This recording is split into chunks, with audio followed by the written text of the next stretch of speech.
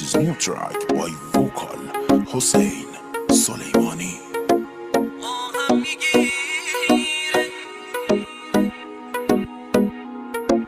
Arrangements by افشین آذری. امروز و فرداست که تو تنها بمونی، قدر من رو بدونی، اما دیره، اما دیره.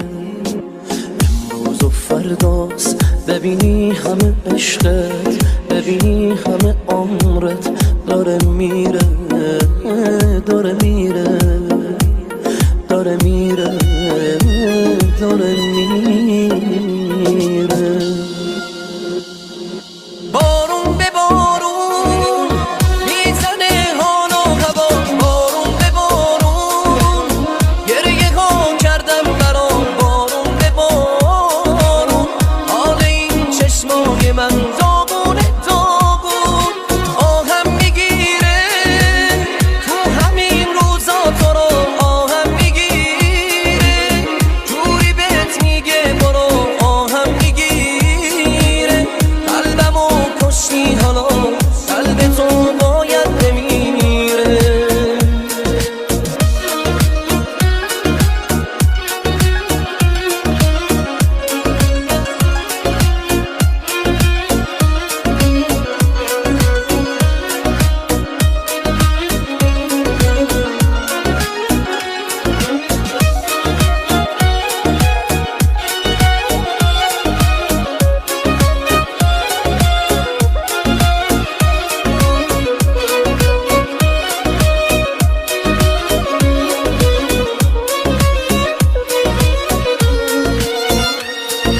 رسم زمون است تا یکی رو دوست داری میذاره میره، رسم زمون است تا بهش حالی کنی میبینی دیره.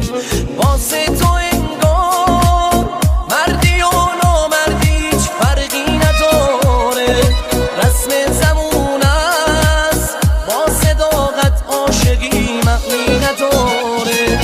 بارون به بارون میزنه حال و هوا، بارون به بارون گریه ها کردم برات، بارون به بارون حال این چشمای من داغونه